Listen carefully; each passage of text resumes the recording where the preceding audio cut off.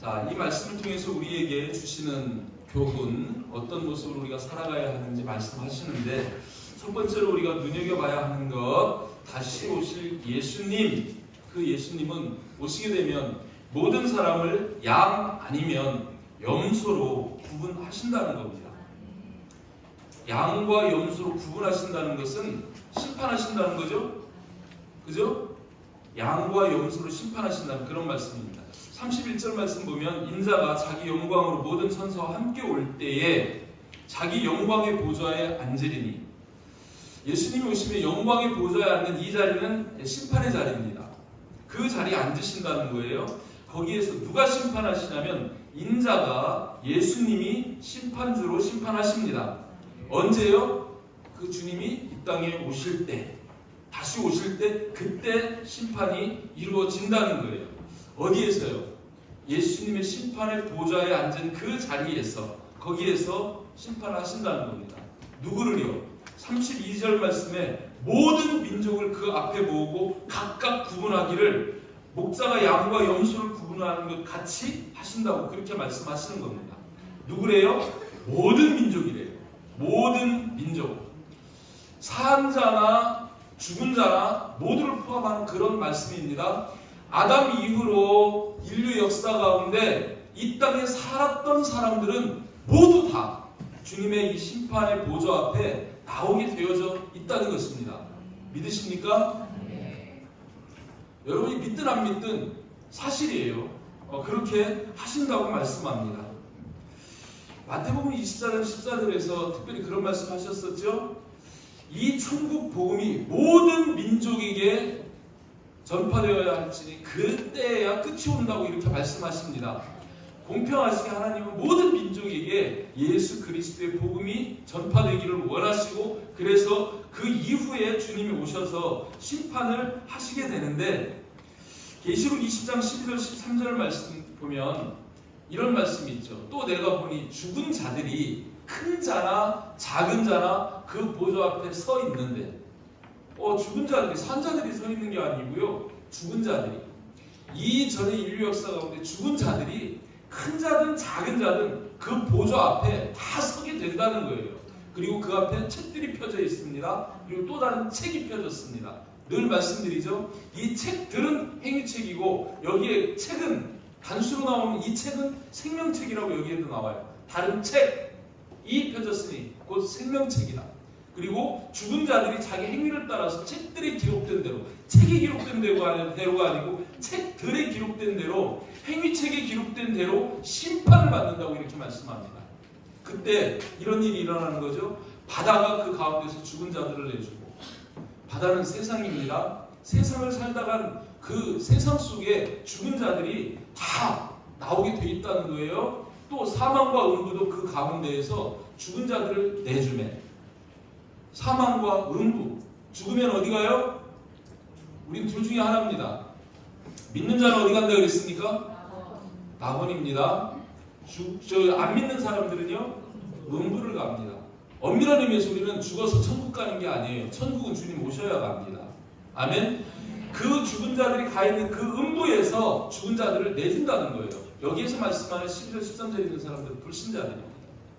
이렇게 믿는 자든 믿지 않는 자든 주님이 다시 오시면 모두가 다 예외 없이 주님의 심판 앞에 서게 된다는 거예요. 아멘. 믿으시기 바랍니다. 제발 믿으시길 바랍니다.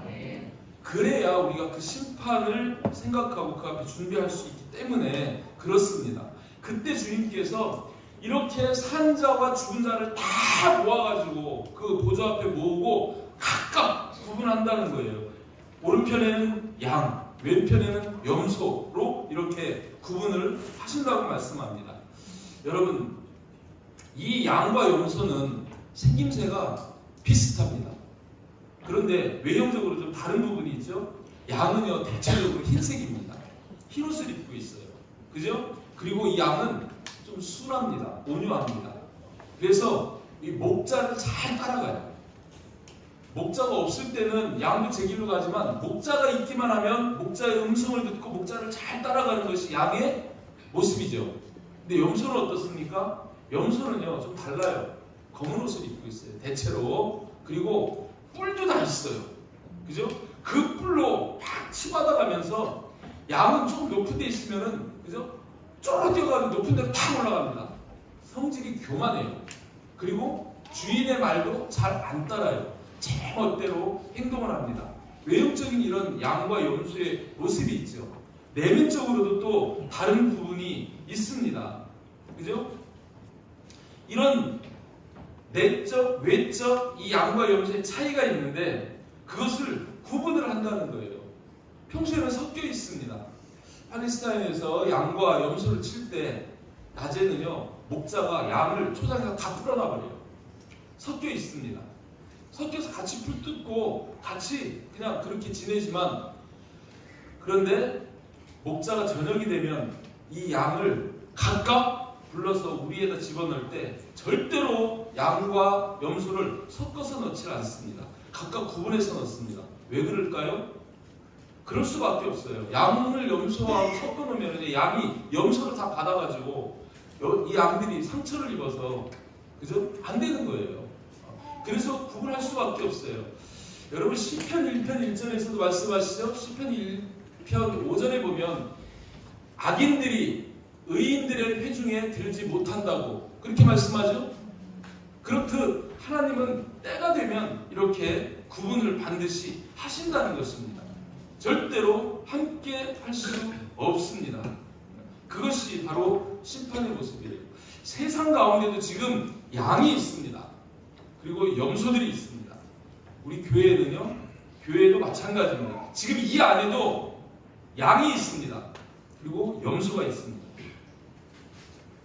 이제 본문 말씀 보면 왜 그런지를 아시게 될 텐데, 이렇게 양과 염소를 구분해서 어떻게 하시냐면 33절 말씀에 양은 그 오른편에 두고, 그죠? 염소는 왼편에 둔다는 거예요. 오른편은 항상 성경에서 복된 자리입니다. 왼편은 저주의 자리입니다. 이 양은 믿는 자예요. 의인이에요. 그래서 오른편에 둔다고 그러는데 예수님이 지금 하나님 우편에 앉아 계십니다. 맞죠? 그런 것처럼 오른편에 둔다는 것은 결국 우리를 천국으로 인도해서 하나님 우편, 예수님의 앉아 계신 그 보좌에 함께 앉게 해주시겠다는 말씀의 사인이에요. 계시록 3장 21절 22절에 이런 말씀 하시죠. 이기는 그에게는 내가 내 보좌에 함께 앉게 하여 주기를. 예수님의 보좌는 하나님 우편에 있어요. 그리고 내가 이기고 아버지 보좌에 함께 앉은 것과 같이 하리라. 무슨 말씀이에요? 예수님은 지금 누구 보좌에 앉아 계세요? 아버지 보좌에 앉아 계세요. 그 예수님이 자기 보좌에 우리도 함께 해주신대요. 우리도 아버지 보좌에 함께 앉는 겁니다. 하나님과, 전에도 우리 요한복음 17장을 통해서 말씀드렸던 것처럼 천국에 가면 우리는 하나님, 예수님, 성령님과 하나가 되는 겁니다. 아멘? 그래서 우리 교회가 하나가 되는 교회라고 그랬어요. 우리끼리 하나가 되는 게 아니고 주님이 그렇게 기도하셨어요. 우리와 같이 그들도 하나가 되게 하옵소서. 이게 겟세마네에서 주님이 마지막 기도하신 기도의 내용이에요. 주님의 소원입니다.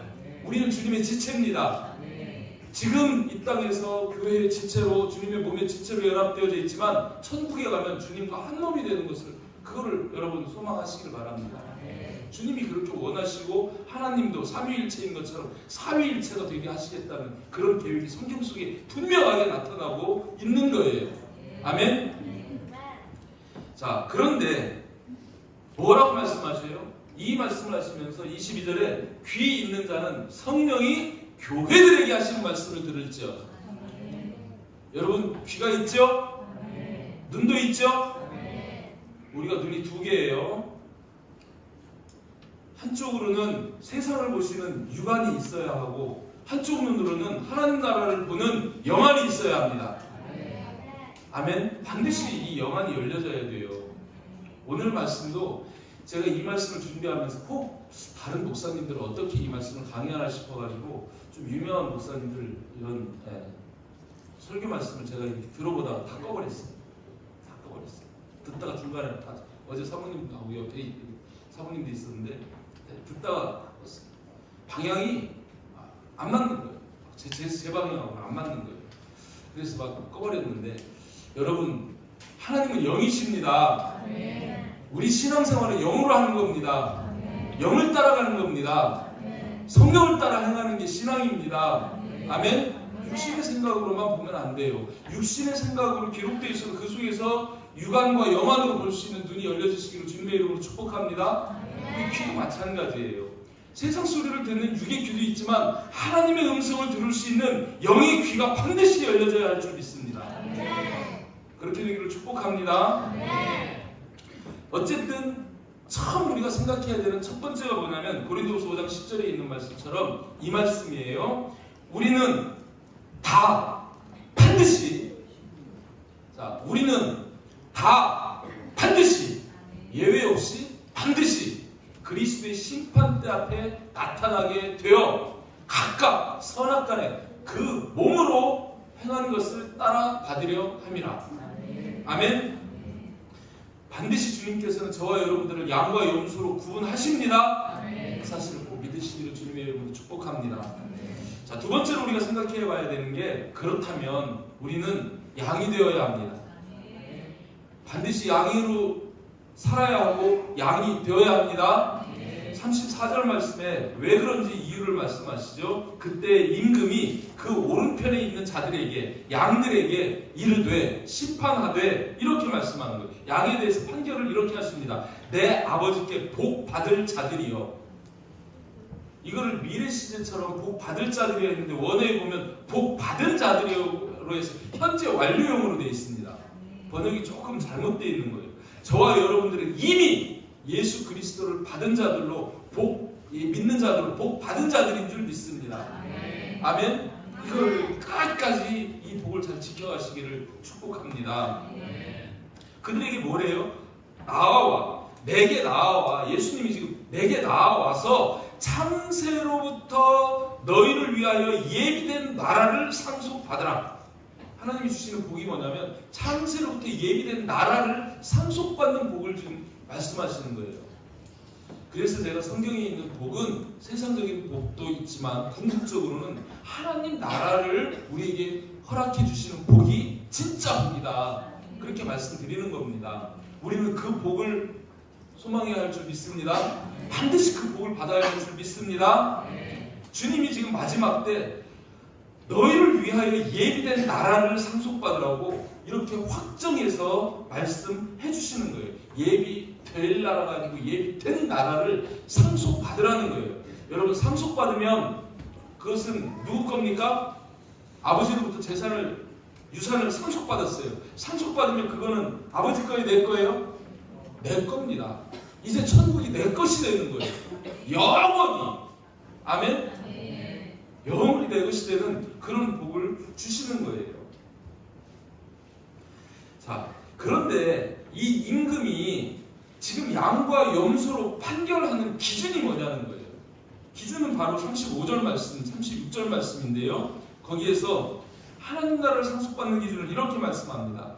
내가 줄일 때에 너희가 먹을 것을 주었고, 목마를 때 마시게 하였고, 나그네 되었을 때 영접했고, 헐벗었을 때 옷을 입혔고, 병들었을 때 돌보았고, 옥에 갇혔을 때 와서 보았느니라.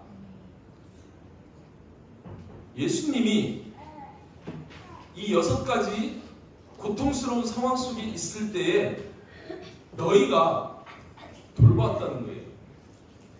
그렇게 말씀하십니다. 이렇게 먹을 것 주고 마시게 하고 영접하고 옷 입히고 돌보고 감옥에 갇힌 자를 와서 보는 것이, 그것이 양의 삶의 모습이고, 그렇게 한 자를 양으로 구분해 주시고 그들에게 하나님 나라를 인정해 주신다는 거예요. 이 부분을 여러분 육적인 눈과 영적인 눈으로 같이 보시길 바랍니다. 여러분, 만약에 우리가 주님이 뒤에 말씀하시처럼 지극히 작은 자에게 한 것이 내게 한 것이라 하여 우리 주변에 있는 작은 자들에게 이렇게 하는 것은 무엇이겠습니까? 구제입니다. 구제입니다. 육적으로는 구제 아니에요? 그죠? 줄일 때 먹을 거 주었어요. 목마를 때 마시게 했어요. 나그네 되었을 때 영접하고, 헐벗었을 때 옷 입혔어요. 병들었을 때 돌봤어요. 옥에 갇혔을 때 와서 봤어요. 이것은 구제입니다. 구제. 근데 이것을 영적인 관점으로 딱 바꿔버리면 어떻게 이게 변할까요? 줄일 때 말씀을 주었고, 목마를 때 생수, 성령을 주었고, 나그네 되었을 때 인도하여 교회로 영접하고, 헐벗었을 때 예수로 옷을 입히고, 병들었을 때 치유해주고, 옥에 갇혔을 때, 옥에 누가 갇혀요? 죄인이 옥에 갇히는 겁니다. 죄인 되었을 때 돌보는 것은 죄 용서받도록 돌보는 거예요. 이게 영적인 그런 사역으로 딱 바뀌어버리면은 이건 구제가 아니고 뭡니까? 구원입니다. 아멘? 이렇게 육적인 구제도 중요하지만 영적인 구원의 사역을 하는 그들이 양이라는 거예요. 아멘? 주님의 기대는 육적 구제도 있지만 영적 구원에 갈망하고 계십니다. 아멘? 우리는 예수님의 대리자예요. 이 땅의 작은 예수입니다. 그분은 참빛이지만 우리는 그분의 빛을 받아서 비추는 빛이에요. 아멘? 그거를 주님은 지금 우리들에게 기대하시면서 그렇게 사역하는 자들이 주님의 양이라고, 주님을 따르는, 주님의 뜻을 따르는 주님의 양이라고 그렇게 판단해 주시는 거예요. 아멘? 우리가 꼭 그렇게 되기를 주님의 이름으로 축복합니다. 그때 양들이 이렇게 대답을 해요. 의인들이 대답하여 이르되, 그 양이 의인이라는 거예요. 믿는 자라는 거예요. 그 의인들이 대답을 하여, 주여, 우리가 어느 때에 주께서 줄이신 것을 보고 음식을 대접했으며, 또 주께서 목마른 것을 보고 6번을 보고 하였으며 하였나이까, 입혔나이까, 배웠나이까. 우리는 주님께 그렇게 한 적이 없습니다 라고 이렇게 겸손하게 이야기합니다. 그들은 주님께 한 게 아니에요. 그때 주님이 이렇게 말씀합니다. 임금이 대답하여, 내가 진실로 너희에게 이르노니 너희가 여기 내 형제 중에 지극히 작은 자 하나에게 한 것이 곧 내게 한 것이다 하면서 내 형제라고 일컬어지는 그 지극히 작은 자, 가치 없고 초라하고 불쌍하고, 그죠? 그런 지극히 작은 자 하나에게 한 것이 곧 내게 한 것이라 하면서 그 작은 자와 예수님을 동일시하는 걸 보게 됩니다. 그가 나라고 말씀하십니다. 그가 나라고. 이 말씀은 여기에만 있는 게 아니죠. 마태복음 앞에 10장 42절에서도 이런 말씀하셔요. 또 누구든지 제자의 이름으로 이 작은 자 중 하나에게 냉수 한 그릇이라도 주는 자는 내가 진실로 너희에게 이르노니 그 사람이 결단코 선을 잃지 아니하리라. 이 작은 자 중 하나에게, 그죠? 지극히 작은 자 하나에게. 마태복음 18장 5절에서 또 이런 말씀을 하셔요. 누구든지 내 이름으로 이런 어린아이 하나를 영접하면 곧 나를 영접함이니 라고, 이런 어린아이도 주님이 자기와 동일시해서 이렇게 말씀하시는 것을 볼 수 있어요. 여러분, 예수님은 왜 이렇게 지극히 작은 자 하나를 자기라고 그렇게 말씀하실까요?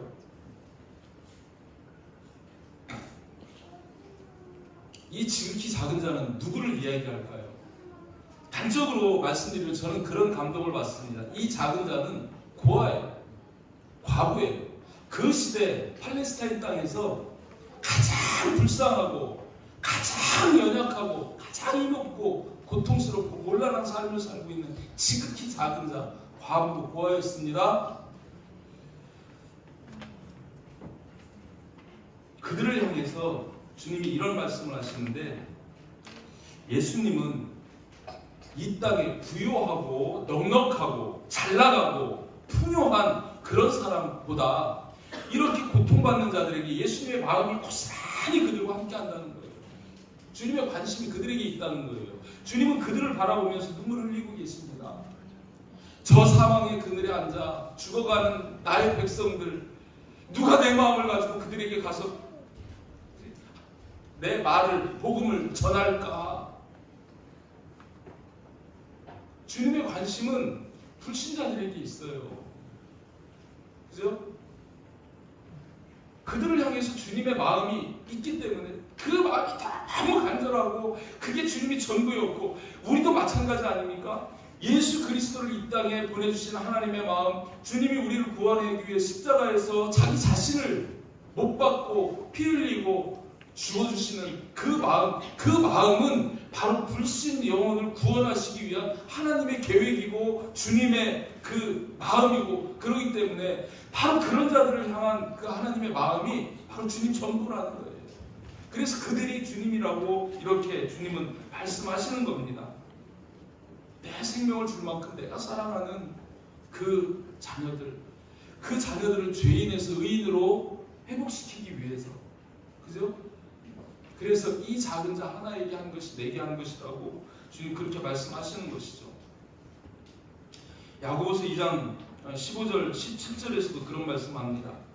만일 형제나 자매가 헐벗고 일용할 양식이 없는데 너희 중에 누구든지 그에게 평안히 가라, 덥게 하라, 배부르게 하라 하며 그 몸에 쓸 것을 주지 아니하면 무슨 유익이 있으리요? 이와 같이 행함이 없는 믿음은 그 자체가 죽은 것이다.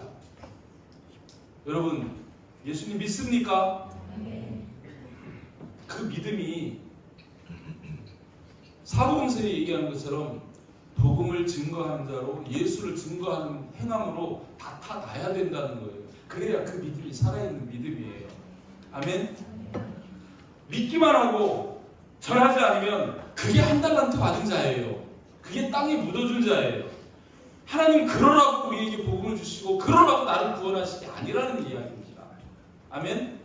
이 지금 마지막 때의 결론이 뭐냐면 주님은 우리가 무엇을 하든지 먹든지 마시든지 하나님의 영광을 위하여 사는 것인데, 하나님께 영광 돌리는 방법이 뭐라고 말씀하십니까? 너희가 열매를 많이 맺으면 아버지께 영광이 될 거라고 말씀하십니다. 그죠? 그래서 이런 복음 전파와 믿음을 행하는 그런 믿음이 진짜 믿음이라는 거예요. 제가 여러분들에게 자꾸 행함을 이야기합니다. 그것 때문에 시험 걸려서 교회를 떠나시는 분도 있어요. 그래도 저는 합니다. 왜요? 주님이 성경에 그렇게 말씀하시니까. 믿음으로 구원 얻는 거 맞습니다. 분명합니다. 믿음이 아니면 구원을 절대로 받을 수 없지만 우리가 그 믿음을 받았다면 우리는 예수 그리스도의 분량까지 성장해야 하고 예수님처럼 이웃을 위해 자기 생명을 기꺼이 드릴 수 있을 정도까지 돼야 되는 거예요. 그게 성숙한 믿음입니다. 그래서 야고보서 2장 20절 22절에서도 그런 말씀하시죠. 내가 보거니와 믿음이 그의 행함과 함께 일하고 행함으로 믿음이 온전하게 되었느니라. 야고보서 2장 22절에서 그렇게 말씀하시는 거예요. 믿음이 그의 행함과 함께 일하고 행함으로 믿음이 온전하게 된다는 거예요. 그래서 행함이 없는 믿음은 죽은 믿음이라고 말씀하시고, 한 달란트 받은 자를 문 밖에 내어 쫓으라, 거기에 슬피 울며 이를 갈리라 말씀하시는 거죠. 헐벗고 일용할 양식이 없는 형제자매들을 보고 우리가 어떻게 해야 합니까? 돌보아야 합니다. 복음의 빛을 비춰야 합니다. 아멘. 야고보서 1장 27절, 마태복음 5장 16절 말씀을 보면 거기서 이런 말씀이에요. 하나님 아버지 앞에서 정결하고 더러움이 없는 경건. 이거는요, 세상 사람이 하나님 아버지 앞에서 경건이에요. 우리는 경건한 삶을 살아야 합니다. 믿는 자의 삶이 경건해야 하는데, 하나님 아버지 앞에서라는 것은 하나님이 인정하는 정결하고 더러움이 없는 그 경건이 무엇이냐면 곧 고아와 과부를 그 환난 중에 돌보는 거라는 거예요. 첫 번째가. 그리고 두 번째가 자기를 지켜 세속에 물들지 않는 거라는 거예요. 고아와 과부를 돌보라는 거예요. 전에도 늘 말씀드린 이 고아는 하나님을 아버지라고 부르지 못하는 영적 고아를 말씀하는 겁니다. 이 과부는 예수 그리스도를 신랑으로 맞이하지 못한 영적 과부를 이야기하는 거예요. 그들을 사망의 환난, 심판의 환난, 죽음의 환난에서 돌보라는 겁니다. 아멘. 그것이 하나님 앞에 우리가 경건한 삶이라고 말씀하는 거예요. 아멘. 우리 하나가 되는 교회, 우리 가족들은 이 주님의 마음을 품고 정말 이 영혼을 바라볼 수 있고 영혼을 인도하는데 애쓰는 그런 우리들이 되기를 소망하고 또 축복합니다. 마태복음 5장 16절에서도 말씀하시죠. 이같이 너희 빛이 사람 앞에 비치게 하여, 복음의 빛 사람 앞에 비치게 하여 그들로 너희 착한 행실, 하나님이 착한 행실, 성경에서 선행이라고 얘기하는 모두 다 복음과 연관되는 거예요. 세상적인 윤리적인 그런 선행을 말씀하는 게 아닙니다. 하나님은 선하신 분이에요. 생명을 살리시는 분이에요. 복음만이 생명을 살립니다. 그 복음에 관계된 일, 복음을 증거하는 일, 그게 선한 일이고 착한 행실입니다. 그 착한 행실을 보고 구원 얻어서 하늘에 계신 너희 아버지께 영광을 돌리게 하라. 이렇게 말씀하시는 거예요. 이게 산상수훈에서 주시는 말씀이거든요. 기독교인의 생활 윤리를 5장, 6장, 7장에 산상수훈으로 말씀하신 핵심이 뭐냐면 이거예요. 이거를 말씀하시는 겁니다. 정말 저와 여러분, 우리는 양이 되어서 돌보는, 불신령을 돌보는 그런 저와 여러분 될 수 있기를 주님의 이름으로 축복합니다. 세 번째 말씀하시는 것은 염소가 되지 말아야 된다는 거예요. 염소로 살면 큰일 납니다. 염소에 대해서 41절에 판결하시는 걸 보면 이유가 나오죠. 또 왼편에 있는 자들에게 이르시되 저주를 받은 자들아, 뭐라고 말씀하세요? 그러고 나를 떠나. 예수님이 천국인데 예수님 떠나. 마귀와 사자들을 위하여 예비된, 하나님은 우리 자기 자녀를 위해서 지옥을 예비하는 게 아니에요. 그걸 미혹한 마귀와 그의 사자들을 위해서 예비됐는데 우리가 하나님 안 믿고 하나님의 뜻대로 못 살고 그 마귀를 따라가니까 그 마귀로 위해서 예비된 거기에 덮을째 따라서 들어가게 되는 거죠. 근데 거기가 어디냐면 영원한 불이라는 거예요. 그 영원한 불에 들어가라고 그렇게 말씀합니다. 영원한 불에 들어가는 이유가 뭐예요? 딱 반대입니다. 내가 줄일 때 먹을 거 주지 아니하였고 마시게 하지 아니하였고 영접하지 아니하였고 옷 입히지 아니하였고 돌보지 아니하였느니라. 아니하였느니라. 안 하는 거예요. 관심 없는 거예요.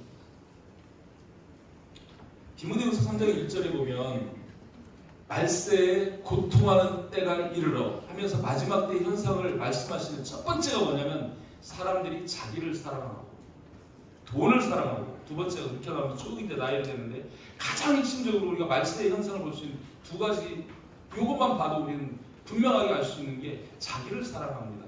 하나님은 하나님 사랑하고 이웃 사랑하라고 말씀하시는데 자기를 사랑하는 거예요. 이기주의. 나만 아니면 돼. 나만 되면 돼. 그죠? 그리고 하나님을 사랑하는 게 아니라 돈을 사랑해요. 돈을 사랑하면 일만하게 뿌리라고 말씀하시고 그게 우상숭배라고 그러는데 여전히 너무 많은 사람들이 먹고 살만함에도 불구하고 끝없이 그 물질을 추구하고 돈을 따라서 돈이 최고야. 돈이면 다 돼. 돈이면 다 될지 모르지만 천국은 돈으로 못 갑니다. 돈으로도 못 가요. 금으로도 못 가요. 힘으로도 못 가요. 믿음으로 가는 나라, 하나님 나라. 아멘?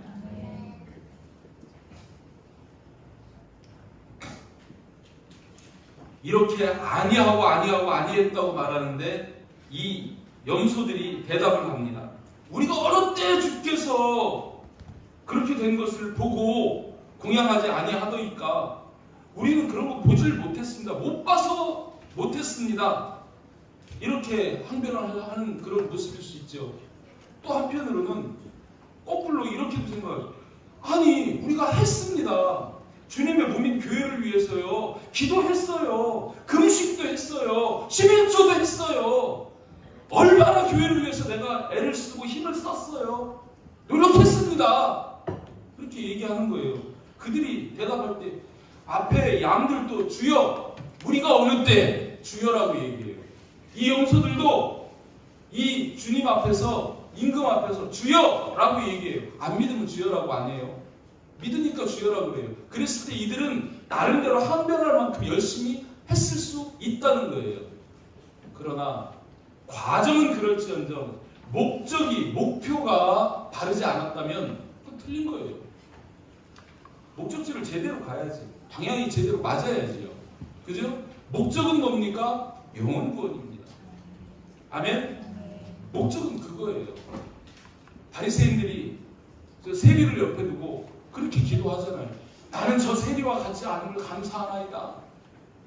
나는 일에 몇 번씩 금식하고 기도하고, 그죠? 11조도 드립니다.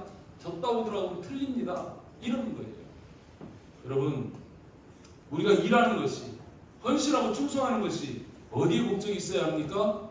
주님이 그렇게 구원하고 싶은 영혼에 있어야 된다는 거예요. 사복음서의 결론이 증인되라는 것이고, 지금 여기에서도 마지막 심판의 결론은 뭐냐면 그 주님의 애타는 영혼에 대한 갈망, 그 갈망을 우리에게 부탁하셨는데 우리가 그것을 주님의 뜻대로 이루어 드리느냐 이루어 드리지 못하느냐, 그것을 따라서 주님은 양과 염소로 판단하시겠다고 지금 결론적으로 말씀하시는 겁니다. 이해되십니까? 인정이 되십니까? 그래서 그렇게 저희가 애타게 그런 사역들을 하는 거예요. 이 시대는요, 정말 이 다음 세대를 위해서 우리가 애쓰고 있지만, 다음 세대들은요, 막 주는 대로 먹고, 그죠? 색칠하는 대로 변해요. 뭘 먹어 먹기는. 그런데 어른들은요, 정말 잘 안 변합니다. 너무 계산적이고요, 잘 안 변해요. 하여튼 여러분, 이 지극히 작은 자 하나에게 하지 아니한 것이 내게 하지 아니한 것이라고 그렇게 말씀하시는 거예요. 예수님께서 우리에게 주신 계명이 있습니다. 계명이 뭐예요? 바리새인이 율법사가 예수님에게 와가지고 질문을 합니다. 그 질문에 대해서 마태복음 22장 36절 이하의 말씀 보면 이렇게, 율법 중에서 어느 계명이 큽니까? 가장 큰 계명이 무엇입니까? 물었을 때 예수께서 해주세요. 내 마음을 다하고 목숨을 다하고 뜻을 다하여 주 너의 하나님을 사랑하라. 이게 첫째 계명이에요. 이것이 크고 첫째 되는 계명이에요. 근데 39절이 너무 중요한 말씀입니다. 둘째도 그와 같으니. 둘째도 그와 같다는 것은 무슨 말씀이에요? 첫째 계명과 둘째 계명이 같은 계명이라는 거예요. 그러면서 둘째도 그와 같으니 이러시고 내 이웃을 내 자신같이 사랑하라 하셨으니, 이 두 계명이 온 율법과 선지의 강령이라, 이 두 계명이 같은 계명이다, 이렇게 말씀하십니다. 결국 무슨 말씀이에요? 하나님 사랑이 이웃 사랑이라는 거예요. 여러분, 하나님 사랑하십니까? 이웃도 사랑하십니까? 하나님을 사랑하는 것과 이웃 사랑이 같다는 거예요. 그래서 우리는 반드시 깨달아야 하는 게, 하나님을 사랑하는 것은 이웃 사랑으로 실현되어지고 완성되어지는 겁니다. 아멘? 이웃을 사랑하지 않고 하나님 사랑한다는 거 거짓말이라고 말씀하시잖아요. 요한일서 4장 20절 21절에서 그 말씀 하시잖아요. 누구든지 하나님을 사랑하노라 하고 그 형제를 미워하면, 사랑하지 아니하면 이런 거짓말하는 자니, 보는 바 그 형제를 사랑하지 아니하는 자는 보지 못하는 바 하나님을 사랑할 수 없느니라. 이 계명을 주께 받았으니 하나님을 사랑하는 자는 또한 그 형제를 사랑할지니라. 무슨 말씀이에요? 형제 사랑하지 않으면서 하나님 사랑한다는 건 거짓말이니까, 하나님을 사랑한다면 그 형제를 사랑하라는 거예요. 아멘? 형제 사랑하는 것이 하나님 사랑이라고 분명하게 이렇게 말씀합니다. 여러분, 이 사랑은 하나님의 대표적인 속성입니다. 아멘? 그 하나님의 사랑의 속성이 최고로 발현되어진 게 예수 그리스도를 이 땅에 보내주신 거예요. 하나님이 세상을 이처럼 사랑하사, 우리를 이처럼 사랑하사 예수를 보내주셔서 우리를 사랑하는 그 사랑의 목적이 뭐냐면 영혼 구원입니다. 우리를 구원하기 위해서 예수 그리스도를 보내주신 거예요. 그러니 하나님의 사랑은 영혼 구원에 집중되어져 있다는 거예요. 아멘? 그 사랑으로 형제를 사랑하라는 거예요. 형제를 구원하라는 거예요. 이게 주님의 마음이고 주님의 갈망이고 우리를 향하신 주님의 소원이고 우리에게는 그것이 사명입니다. 아멘? 이게 분명하게 서 있으면요, 저희들의 인생이 달라질 거고 주님이 기뻐하실 거고 우리 또한 행복한 인생을 살게 될 것입니다. 아멘? 주님의 뜻대로 행하는 자를 주님은 기뻐하시고 그에게 모든 것을 공급해 주시는 하나님이세요. 아멘? 그 일을 꿈꾸시면서 나갈 수 있기를 바랍니다. 최고의 사랑은 생명을 살리는 구원이에요. 여러분, 죽어가는 자에게 돈을 준다고, 먹을 것 준다고, 좋은 옷 준다고, 좋은 차 준다고, 좋은 집 준다고, 그게 아니잖아요. 살려주는 것만큼 더, 그죠? 값진 게 어디 있어요? 이 죽어가는 영혼들을 바라보면서 그들을 구원해서 그 영혼을 살려주는 것, 그것만큼 큰 은혜가 없는 것이죠. 그래서 고린도전서 13장 13절에서 그런 말씀 하는 거예요. 믿음, 소망, 사랑, 이 세 가지는 항상 있어야 하는데 그 중에서도 하나를 꼽으라고 그런다 그러면 제1이 사랑이라는 거예요. 아멘?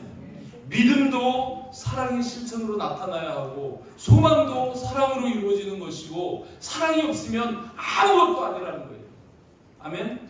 그렇게 말씀하시는 걸 볼 수 있습니다. 정말 저와 여러분 이 주님의 사랑을 우리가 품고 주님 사랑하는 마음으로 그죠? 형제를 사랑해서 구원하여 주는 것 그것이 복된 삶이에요. 결론적으로 그렇습니다. 양은 그렇게 했습니다. 양은 그죠? 목마른 자에게 말씀 주었어요. 성령을 주었어요. 그죠? 옷 입혔어요, 예수 그리스도. 근데 염소는 그렇게 하지 않았다는 거예요. 그것이 최종적인 심판의 기준이 된다고 그렇게 말씀합니다. 우리는 양이 되고 염소가 되지 말기를 축복합니다. 마지막 결론으로 선고를 하시죠. 46절에 그들은 영벌에 의인들은 영생에 들어가리라 이렇게 선고를 하십니다. 그들은 염소입니다. 영혼을 사랑하지 않은 자입니다. 의인들은 영생에 들어갑니다. 그들은 영혼을 사랑하는 자입니다. 이들은 딱 그걸로 갈라지는 거예요. 영혼을 사랑해서 복음을 전하고 열매 맺었느냐, 달란트를 남겼느냐, 영혼을 사랑하지 아니하고 그저 나 하나의 구원으로 만족하고 있었느냐, 그거 말씀하는 거예요. 히브리서 9장 27절에서 이런 말씀하시죠. 한 번 죽는 것은 사람에게 정하신 것이요 그 후에는 심판이 있으니. 이 심판은 딱 두 가지입니다. 영벌, 오늘 46절에서 말씀하는 것처럼 영생, 둘 중에 하나. 영벌은 염소, 영생은 양입니다. 이걸로 딱 나뉘어지게 돼 있다는 거예요. 육신의 죽음이 두려운 것이 아니라 한 번 죽는 것은 다 죽어요. 그러나 그 후에 심판이 있고 그 심판에서 우리는 반드시 양이 되어 영생의 하나님 나라에 들어가야 할 줄 믿습니다. 그것이 오늘 이 시간 우리가 선택하는 것에 따라 달렸다는 거예요. 뭘 선택하겠습니까? 어느 길을 가시겠습니까? 인자가 자기 영광으로 오면 심판하시죠. 양과 염소를 나누죠. 그때는요 하나님의 심판은 단심제입니다. 항소할 수 없습니다. 항고할 수도 없습니다. 삼심제 아닙니다. 딱 한 번으로 끝납니다. 그때 내 삶의 모습, 그 모습이 양이었느냐 염소였느냐에 따라서 단번의 심판으로 결정이 나기 때문에 무섭다는 거예요. 그러나 두려움으로 하지 말고 하나님의 사역에 동참하는 자로, 하나님의 동역자로 기쁨과 감사로 그 일을 같이 하고 나갈 수 있기를 바랍니다. 주님께서 판단하시기 전에 나 스스로 판단해 보시기를 바랍니다. 그래서 제가 제목을 그렇게 다른 거예요. 다시 한번 여러분 스스로 한번 물어봅시다. 고백해 봅시다. 질문해 봅시다. 한번 따라서 합시다. 나는 양입니까? 염소입니까? 양이 되시기를 주님의 이름으로 축복합니다. 주님 다시 오시기 전 우리 하나가 되는 게 모든 가족들은 반드시 모두가 양이 되시길 주님의 이름으로 축복합니다.